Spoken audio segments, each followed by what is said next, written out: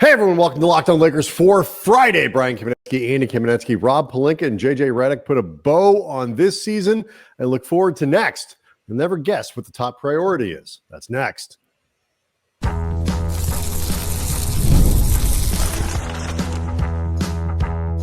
You are Locked On Lakers, your daily Los Angeles Lakers podcast, part of the Locked On Podcast Network, your team every day.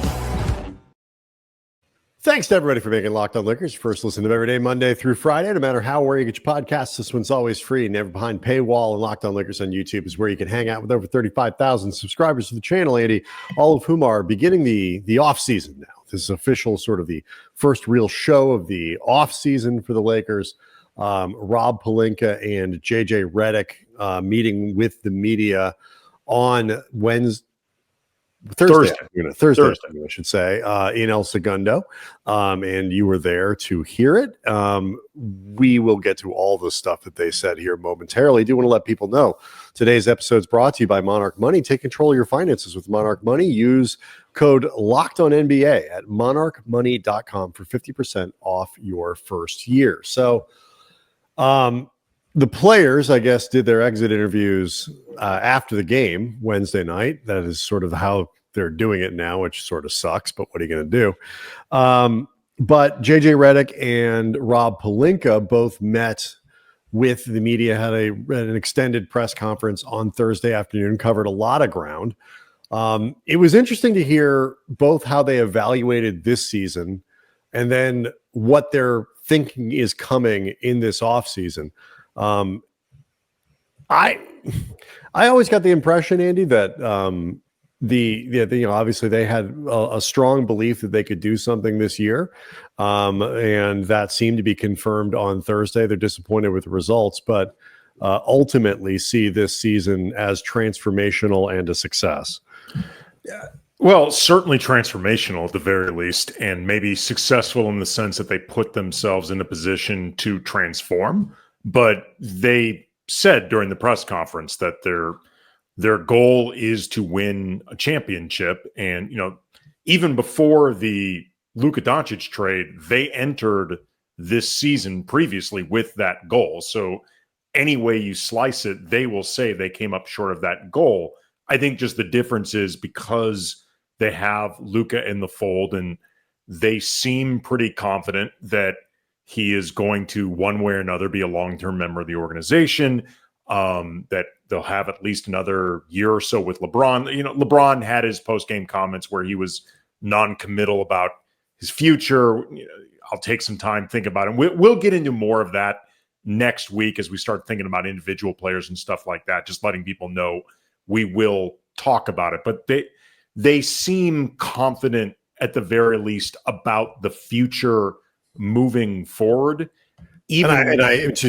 Without even getting it, I think they're fully expecting LeBron to be back. The structure of it, what it looks like, is maybe TBD, but I think there is every expectation that LeBron will be on the team next year and possibly going forward after that.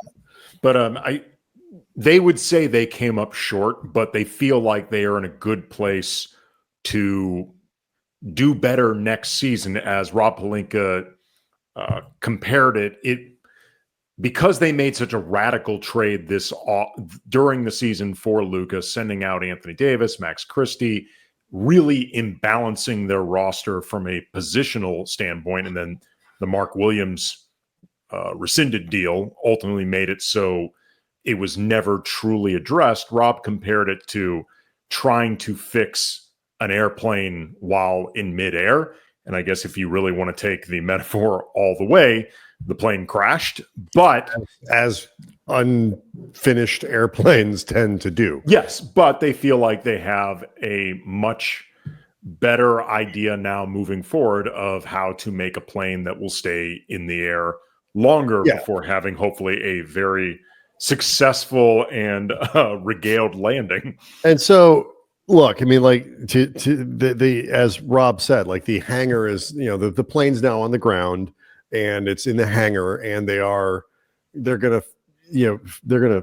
get this thing fixed up. And it's an acknowledgement that the team that they had was not ideally built. This is not to excuse the way that they played in the playoffs. I mean, I think they were, we talked about it post-game Wednesday, into Thursday's show. The Stars weren't as good as they needed to be. There are all kinds of JJ Redick was not as circumstances we can talk about, or we don't, that we talked about that aren't necessarily taking shots. Like the only one that I think legitimately played poorly when I say the Stars weren't what they needed was Austin Reaves. The other two, mitigating circumstances, fine. Bottom line, it wasn't what the Lakers needed. JJ Redick wasn't what the Lakers needed. The roster wasn't what the Lakers needed. It was all of it failed in one way, shape, or form in the series against Minnesota. But they've got this thing, and what I found really interesting about it, before we even get into where some of these changes will come, is that Pelinka, who normally hedges, I think it's fair to say. This, what you're about to get into, caught my ear immediately, and I tweeted about it at very explicitly said that the team is going to look different next year. It wasn't, we'll see what we can do. It wasn't, we believe in it was the team will look different next year, which it needs to, because, it went from a LeBron, Anthony Davis oriented team to the best they could try to do something like that to a Luka Dončić oriented team. And now you've got to build a team that works for Luka. And what I think is helpful to them, we spent how much of last offseason talking about the challenge the Lakers had because they were in a box that was, it's hard because you don't know how long is LeBron's going to play. Then you have to try to figure out how do you build around Anthony Davis as he gets deeper into his 30s. It's hard. And he and LeBron are becoming somewhat redundant to build around, even if they play well together. How do you work that? And, how do you plan a year, 2 years, 3 years down? Now it's easy, at least in terms of understanding the plan, executing it, whatever. But knowing the plan, it's like build a team that works for Luka Dončić. That is the assignment. LeBron will be fine for however long he's on the team, fitting into this ecosystem that the Lakers are going to create. LeBron will be fine. But the thing they have to do is build around Luka, and Rob was surprisingly, I thought, forward about declaring that the team will look significantly different next year. It's not just that Rob declared that the team would look different next season, because that's something I would have expected, because frankly, if he didn't say that, it would sound like they believe that they lost in the first round simply because of bad luck, or they didn't have enough time with an otherwise perfect roster to compete. I expected the idea that he would say it was different, or that it would look different. What really, though, caught my attention was Rob was asked by Dan Wojcicki of the LA Times, in so many words, what did you learn this season, or what were your takeaways from the first year of this new CBA? We are often reminded by Rob, apron world that we are now living in,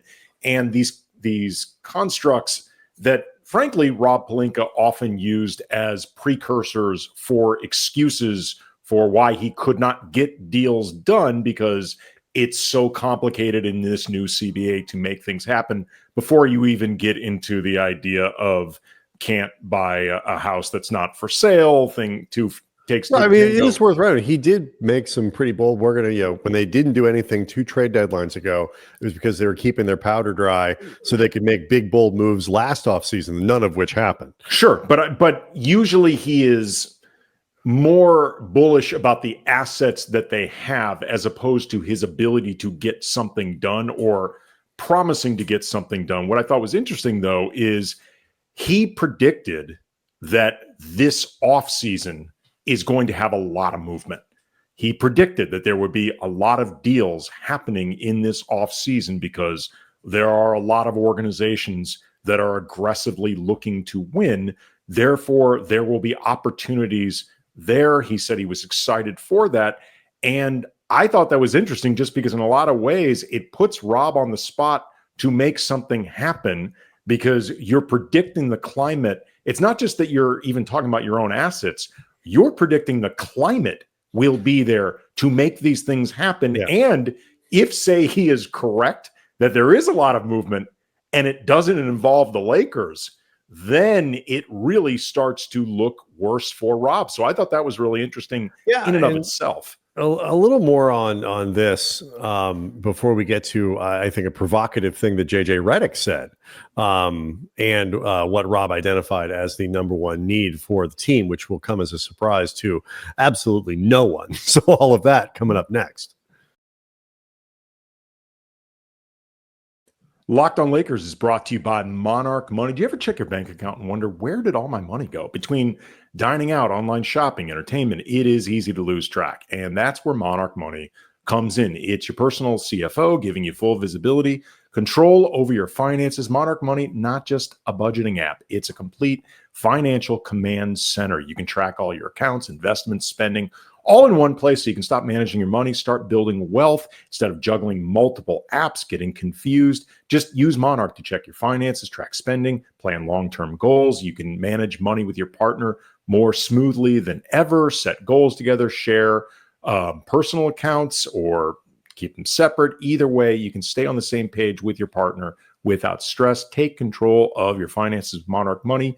Use code LOCKEDONNBA at monarchmoney.com for 50% off your first year. That's monarchmoney.com, code LOCKEDONNBA for half off your first year. The Lakers are, regardless of what LeBron does, this, one of the, how LeBron does what he does. The Lakers are, if you believe what Rob said on Thursday, as high as ever on the core three of Luka, LeBron, and AR. Which he said he was. Right. Even if you believe that they might secretly shop Reaves this offseason, throw him in the right deal, whatever it might be, because we are getting much closer to the point where you have to decide whether or not you want to give him $30 to $35 million a year, which somebody will happily do. The motivation is still, and the need for the Lakers to do stuff like urgent, move with a sense of urgency is still there. It's not different. You have much more clarity because you're building around LeBron, but if you are not building around LeBron anymore, but if you really do believe in a fundamentally Luka LeBron pairing at the top of your roster, you still got to move relatively aggressively because LeBron's not getting any younger, but also you're still very much in the we need to impress Luka stage of this relationship and make sure that Luka believes, and I have no reason he shouldn't, but that Luka believes that this organization wants to build a championship caliber team around him, and more importantly, understands what that looks like, and if they're smart, kind of keeps him in this process. And so, it's not like the Lakers have this long runway that they can do. They need to be on the stick this summer and working diligently to make this roster better. And there's no rest here. Well, again, Rob put himself on the clock that way. He said we are going to be aggressive. He said that he expects action. He said that he expects to be a part of it. Both he and JJ identified center as the number one need for this team. And we already saw that when they attempted to make the deal for Mark Williams. And then for whatever reason, and I'm sure eventually there will be more details that one day come out, but they did not like what they saw in the medicals. They rescinded the deal. And that's ultimately what led to going into the playoffs with, in their minds, one playable center, Jackson Hayes, that turned into no playable centers. I guess save five minutes of playable center, Andy. 5 minutes of Maxi Kleber. Side note, I asked Rob, given that once the trade deadline ended, they knew center depth and size was going to be an issue, even with your rosiest projections, just because at the time They thought Jackson Hayes was basically the only playable center, and Alex Len gained no traction in the rotation at all during the regular season. Yeah. I asked what was the thought process behind not converting either Christian Koloko or Trey Jemison, something that our everydayers know I have harped on a lot as what the F, man.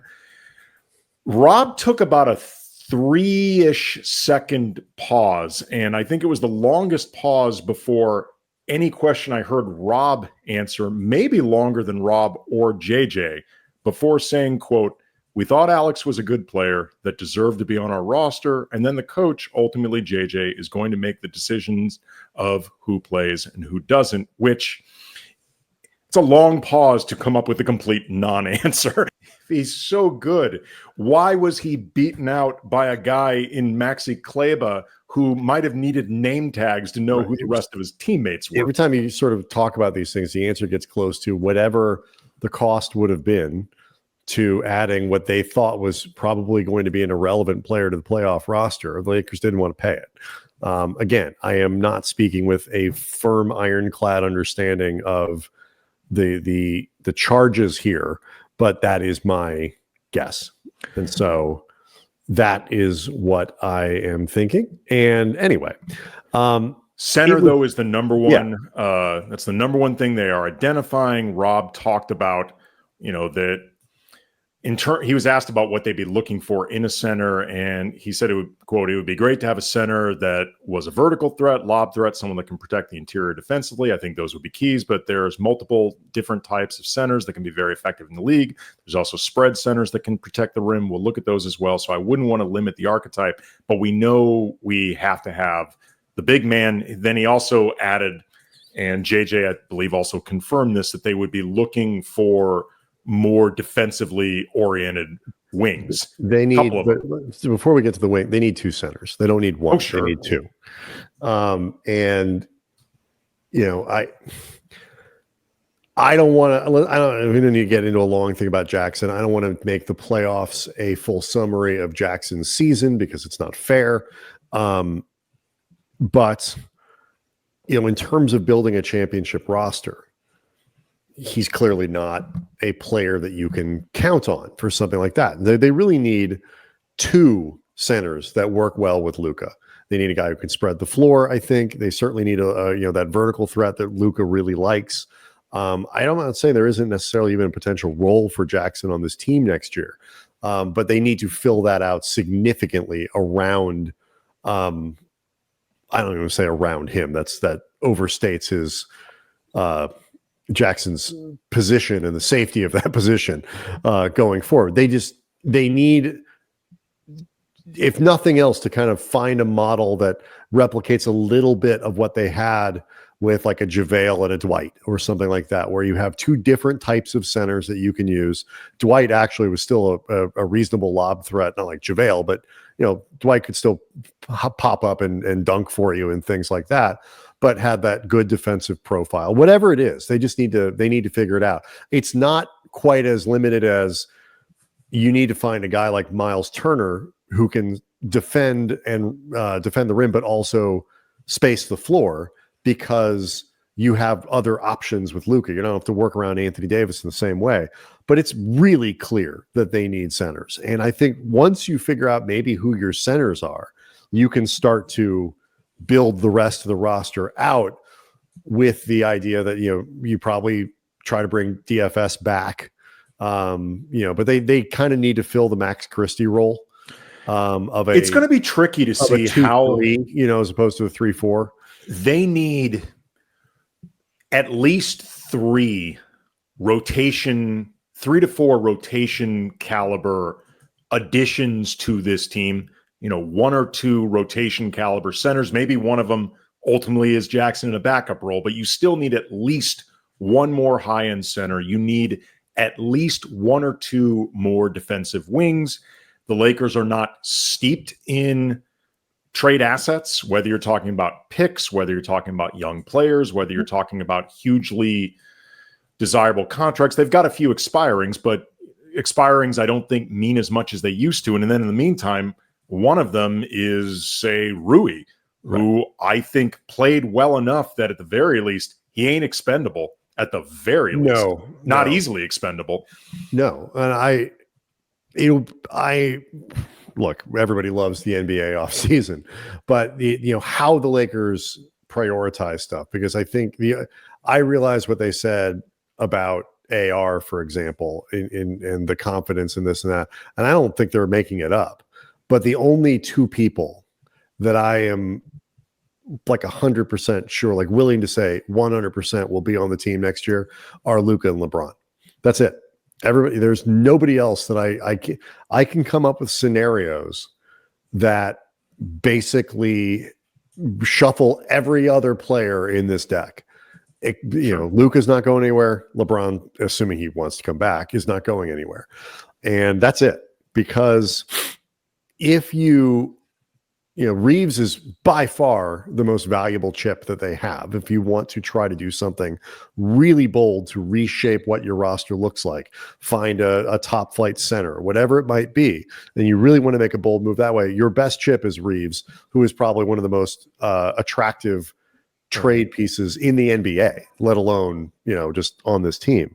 Rui, I think, has put himself in a place where he becomes much more tradable, more valuable. Gabe Vincent, I think, rehabbed his image enough over the course of this season. Didn't have a great playoff, but had over the course of the season showed that he's a pretty useful rotation player at $11 million or whatever it is next year. So like they can figure out some stuff via trade. And this, we'll get a lot of time to get into the salary mechanics of like LeBron's return. If he opts out, can they get him to sign for less? All these other things. But the bottom line, at least for the conversation we're having today, is if it's not Luka and it's not LeBron, I think everything is pretty much going to be on the table. Agreed. Which is fun. What is the thing that JJ Redick is looking for in the roster next year? And what are we looking for in JJ? That's next.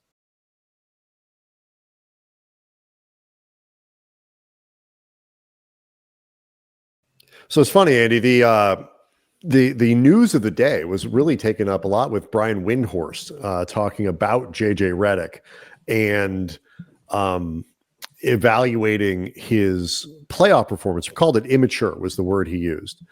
He talked about him being sort of so tightly wound in the production interviews that Reggie Miller had to like talk him down and stuff. And, we saw the incident. And I don't, at the time, I didn't even really call it an incident, but the reporter asked him a question about like, do you need an assistant coach to hold your hand in the fourth quarter to make sure you don't do something stupid again? Which is basically what he was being asked. And JJ didn't He phrased it more politely, but not really any less awkwardly. Not the implication was about that.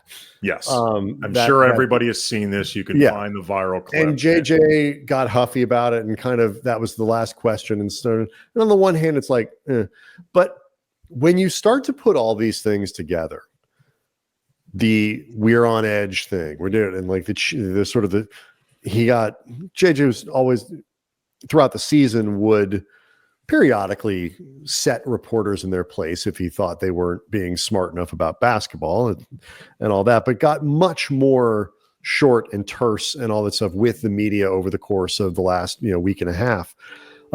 You combine that the on edge thing with the out of the press conference with the report from Windhorst and all these other things. You and I, when we were talking about the things with JJ when he was being celebrated at the beginning of the year, he's a sicko. He's a film junkie. He lives and he breathes. He's a grinder, Andy, a grinder. Lakers got their grinder. One of the things that I was worried about, and I know we talked about, was if you're that intense and you're like, you have to learn how to unplug and you have to be able to like learn how to like project stuff and project calm, be like all confidence and all that. And I think JJ did a really good job of that throughout the year until the playoffs.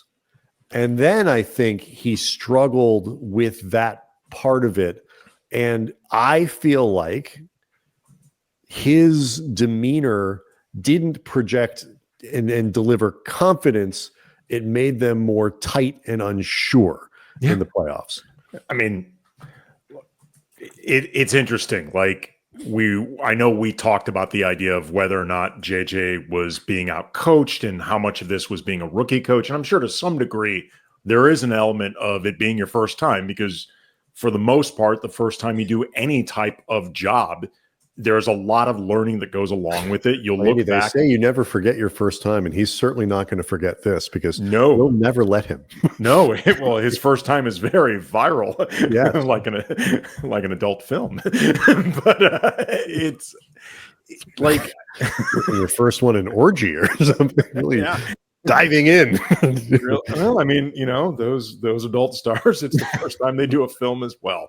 But like, I don't think JJ, the mistakes, at least in my mind, that he made are so much a direct reflection of being a rookie in over his head with the knowledge, but more about not being able to fully control his personality. Like the fire and the intelligence that JJ clearly has and his competitiveness, I think they're all real traits, and they're all great elements that can serve him well if they don't envelop him in the process, which I thought happened pretty dramatically over the course of these playoffs. And to me, and I mean, this is not me Monday morning quarterbacking, the everydayers know, this is stuff I talked about during the series. Absolutely. Much less where we are now. I think it led to a lot of impatience. I think it led to overthinking, particularly in games 4 and 5, to some decisions, whether all 5 guys for the entire second half, no substitutions, Maxi Kleber in crunch time, that are somewhere between overthinking and, frankly, galaxy brain. And I think also JJ I don't know JJ well enough to know if he is a control freak, but he is somebody that if he was a control freak, it would not surprise me. Mm-hmm. And it felt like JJ's inability to control everything to his liking led to, like you had mentioned, his personality coming out in ways that ultimately tightened the team. I think decreased a lot of their own self-confidence. I think in some ways it pretzeled himself into a knot inside a box where he left himself with very few outs. Like some of the rotation decisions he was making was basically like, we're going to make ourselves smaller, less athletic, and slower. Yet, like, what are you doing, man? Well, you can't do that. Like, I said during the series, you got to play Vando. If you don't want to play Hayes, fine. I even understand it. But you got to play Vando more. If you're not going to play Vando, you got to play Hayes. Then if you stop playing Jordan Goodwin, then at that point, you're taking one of the only guys that helps make you bigger, help put you on the glass. Like, everything's not going to be to your liking. You need to work within those constructs. I think if you look around, the idea of shortening playoff rotations is I think when you see, teams, it is always hard when you are clearly the weaker team. And I think what's surprising was the level to which the Lakers were weaker in this series than Minnesota. Yeah. Most people expected something that was pretty evenly matched, that ultimately the Lakers, at least we expected something that would be pretty evenly matched, that ultimately the Lakers would prevail. The disparity was stark, and the responses available to him were, I think, largely basically a range of bad options. And so I am probably more sympathetic to the actual choices that he made in the series. We've gone through the no substitutions thing. The Kleber thing was a little nutty, but I'm not looking around the alternatives. Like, okay, you dust off Dalton Connect and throw him out there. Do you put in Jackson Hayes after you've basically essentially benched him? Like, not essentially, you did. Your option tree is somewhat limited, and when you're down and you're really struggling, sometimes you try to, hit the thing that is. So I get it, and I don't think the Kleber thing really hurt him.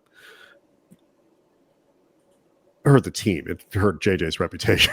Should be more specific. But the demeanor stuff is stuff you really can control, and that's what you project, how you do it. how you prepare, like, because if we're seeing that, like, it feels like this was probably maybe something that the players picked up on as well. That's something very much in his control and isn't dependent on Minnesota. And so I think, when JJ said, I'm going to get better and I'm going to do so, I believe he will do all of those things. And the players praised him last night, Wednesday night, had really wonderful things to say about him.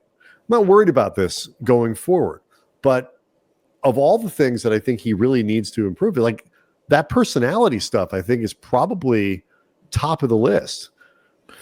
And the tone, obviously, in the way JJ conducts himself with messaging, whatever, it's going to matter in terms of, say, trying to get Luka Dončić into better shape, because JJ made a point of mentioning that the team needs to be in championship conditioning and championship shape. There's no other way for that to be interpreted than putting Luka Dončić on notice about his conditioning, or if nothing else, dude, we are trusting you not to let yourself go during the offseason and then try to play yourself into shape during training camp. Is it possible that there's somebody else additionally on the team that JJ is thinking about with conditioning? Sure. But is it possible that that person is someone that JJ was thinking about with the same importance as Luka? Hell no. Well, that player doesn't exist. And, if there are 7 guys on the roster that they feel like weren't in championship condition, 4 of them are probably going to be gone anyway. So it's like Luka, that was very clearly messaging. And LeBron, and he mentioned, JJ said, it's not everybody. There were guys in championship shape, basically. So none of us were like, wait, was LeBron not in good shape? I think we all know who we're talking about here, but there's no way to say that out loud without people saying what you're saying, which is this is a really important offseason. And JJ's smart enough to know that. Absolutely. And I don't have a problem with them saying it as an organization. And there will be many opportunities for us to talk about Luka and fitness. But this is, he's going into the offseason relatively, first of all, early, but also relatively healthy. Don't think it's a big international offseason, but we'll check on that. But either way, it's like he's going to come into camp, and have it. Like last offseason was a mess between the late run for the Mavs, his health, trying to play. He never had an offseason last year, and you could tell. This year, that won't be the case. And so we'll see. We can pick up on this for Monday. Locked On Lakers on YouTube is where you can go hang out with over 35,000 subscribers. Leave us questions, leave us comments, as you'll see over the course of the offseason. This is the time we empty the mailbags and we do all that stuff. So your participation is encouraged, and we will see everyone Monday. Have a great weekend.